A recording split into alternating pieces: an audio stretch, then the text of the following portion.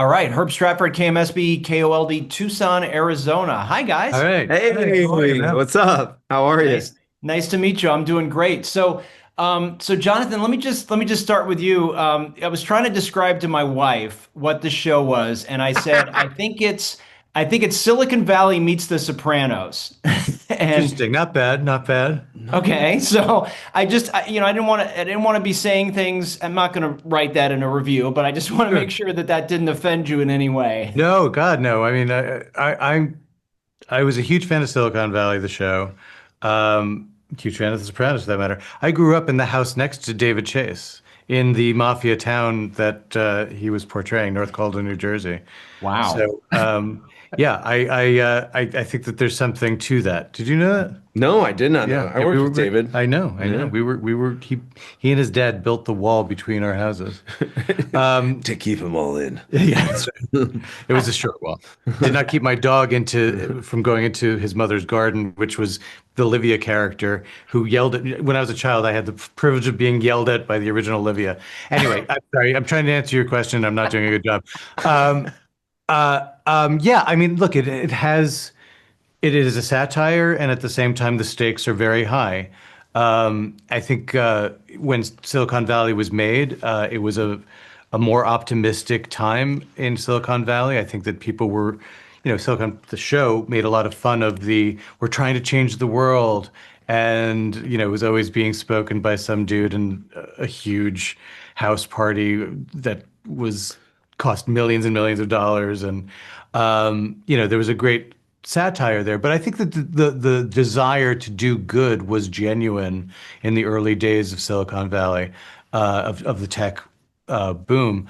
And then I think that, yeah, things started to become a little bit more Sopranos-y. And because this tech that they came up with, they were hoping that it would increase communication between people and it would lower boundaries in terms of tolerance and accessibility to information, and all of that. I think those were all genuine things. None of that happened. Very much the opposite happened. Communication became much more frayed. Society in general became frayed because of the tech.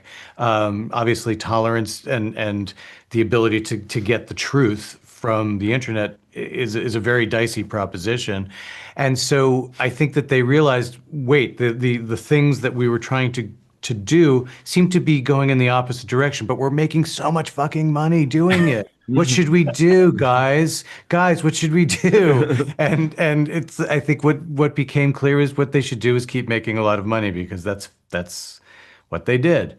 And so yeah, I think that it is an apt comparison, at least on that front.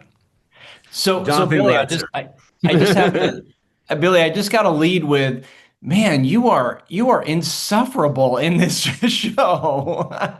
Thank you. Thank you. No, I mean that I don't know you, but I mean, I feel like that must be sort of fun to inhabit that character because it's just there's so many layers of manic and just sort of, if there's ever somebody that needed therapy, it's your character. Yeah. And so, Fun is not the word I would describe it as.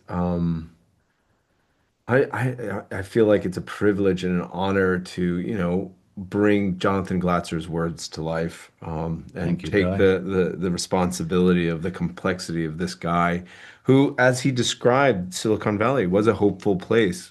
Duncan was hopeful when he started. And I think it's slowly the toxicity of the landscape he was in slowly seeped into this person. Um, and that complexity and that juxtaposition of him fighting his probably original intentions and then what it's become and where he wants to head and his false idols that he's hunting, putting that all together to create Duncan has been a treat, and I'm really proud of it. I don't know if there's any other way to bring him to life except have that complexity energy within his soul come forth. I don't think you can. So I think the script calls for it more than anything. Well, and I think honestly, I think that's what's exciting about this first season is you're seeing these characters, you're finding that you want to know more about these characters. So my hat's off to you, Jonathan. I hope we get a lot more of this, and I can't wait to see how the season wraps. But congratulations on some great work. Thanks, The man. show is amazing. So thanks very much. Appreciate it very much. Thanks so much. Take care. Great talking to you guys. You too.